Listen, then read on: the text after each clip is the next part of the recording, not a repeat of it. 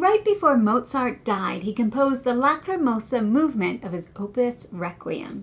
You play as one of his sponsors, working on completing this amazing work and reminiscing on fond memories with Mozart during his life.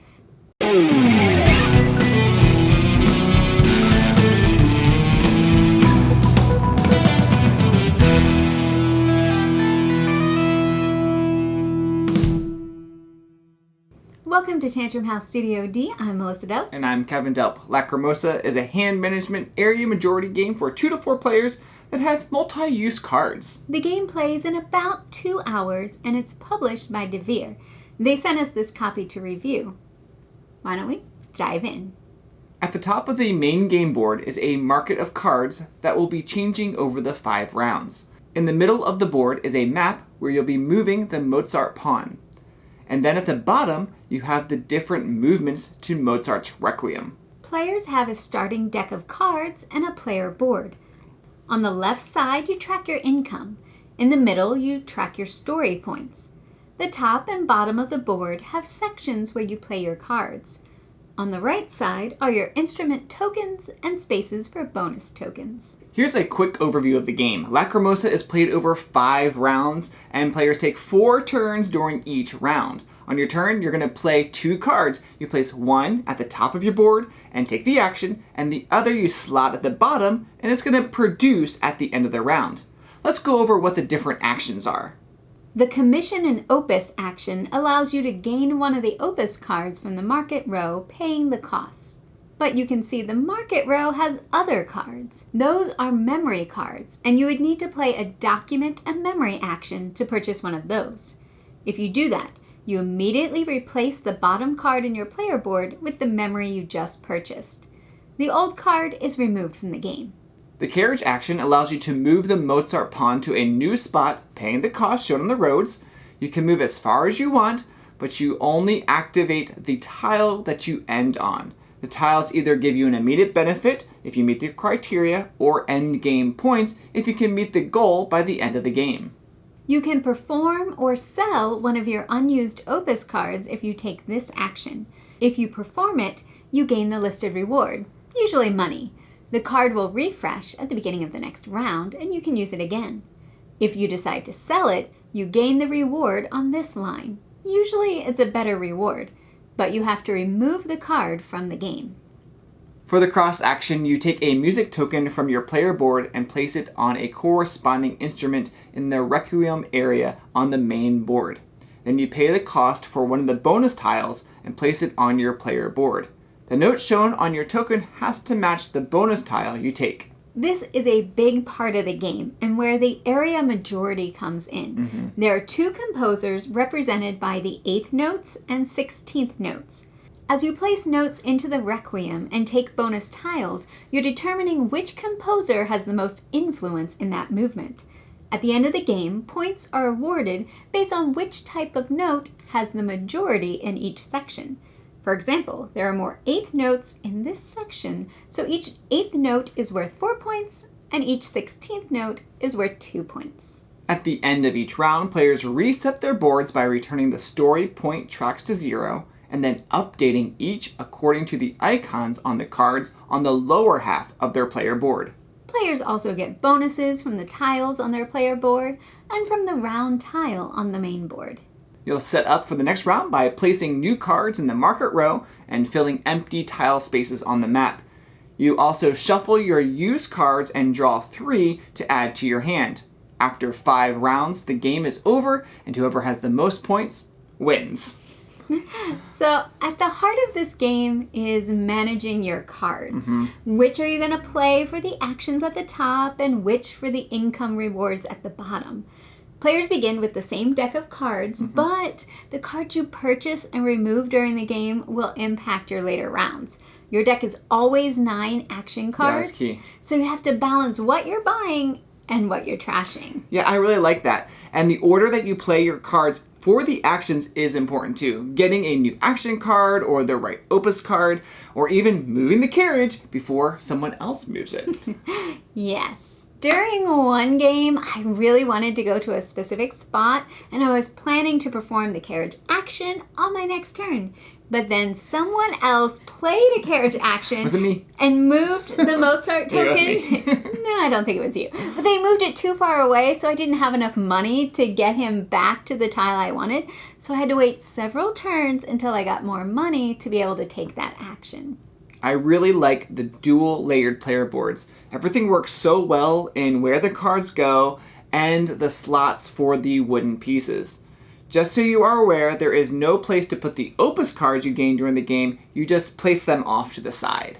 So we've talked about kind of curating those 9 action cards you have, so you have a strong assortment of actions, but you only have 4 of those cards in your hand at the beginning of the round, and you play 2 of them, and then you draw 2 more, so you don't have access to all of your actions. And you only have 3 cards in your hand on your last turn in the round.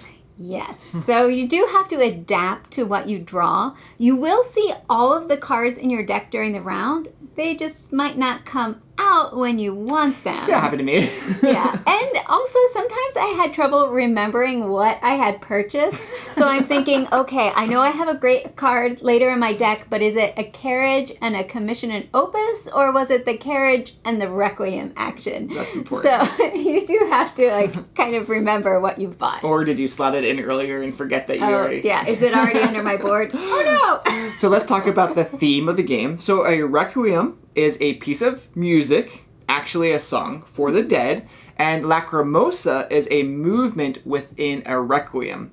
I think it's a good title and memorable for the board game, but there's a lot more going on than just a specific movement of a Requiem. Yeah, the whole game sort of launches out from the starting point that the Lacrimosa was the last part that Mozart composed for his Requiem in D minor before he died.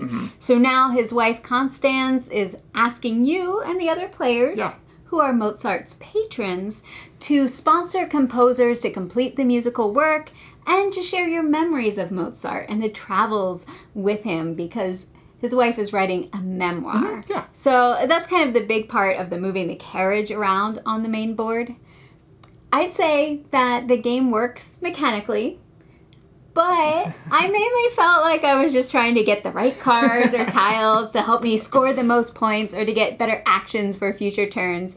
But I will admit that I tend to be more of a mechanics first player. Yeah, I like the theme and the mechanics, how they work together. I think the whole aesthetic of the game has this Baroque feel to it. The scrolly things, the heavily gilded picture frames. I think the period goes well with the golds and the greens in the game. I like the color palette, and there's like the muted colors on the game board. I think overall the graphic design fits really well with this theme. So I was really impressed with the illustrations on the cards and how they match up on the game board.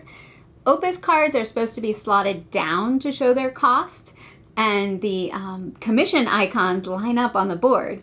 And it's the same with the memory action cards. They get pushed up on the board, and you see the document memories action icon right there.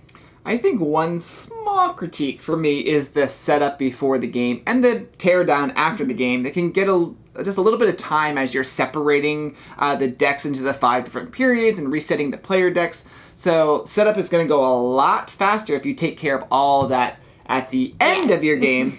But it is something to note, and there are some pieces that need to be removed depending on player count, which is sometimes normal. Now, we've played this at lower player counts, 2 players, and at higher player counts, and I would say both played well, but the area majority aspect in the Requiem I thought was much more interesting with more players. I actually like the decisions in this area. Should I focus on getting bonuses that I want, or am I more interested on those end game points?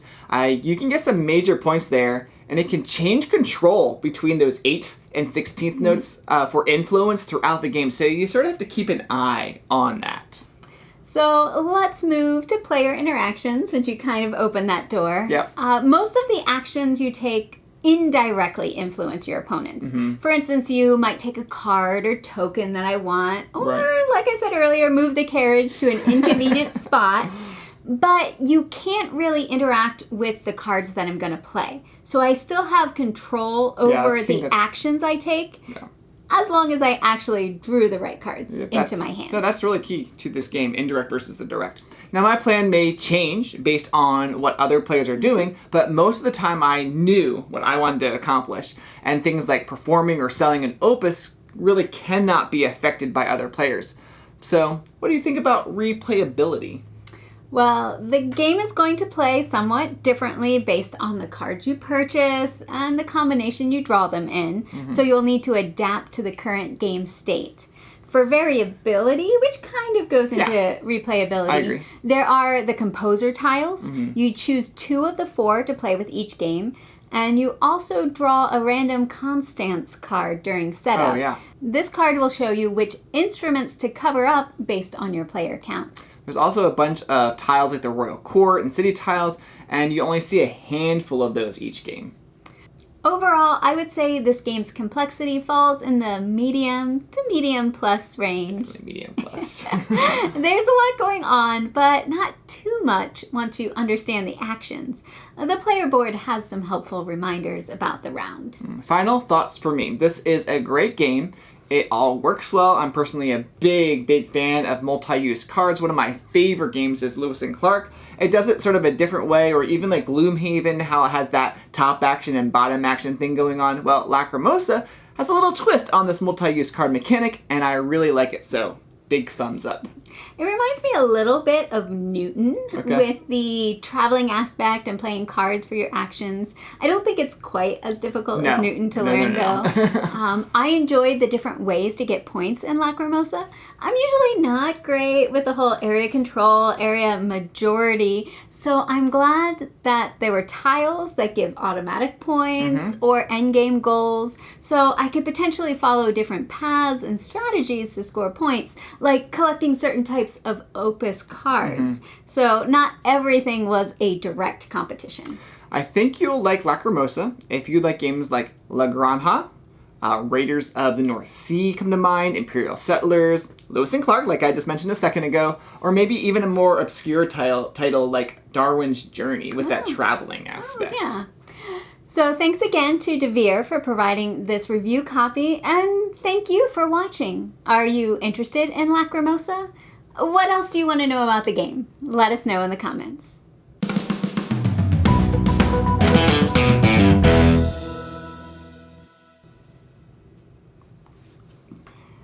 Picture time. Oh, no. Did you get my shirt reference? Shirt reference. Cogsworth says, if it ain't Baroque, don't fix it. Mozart, Baroque. There you go.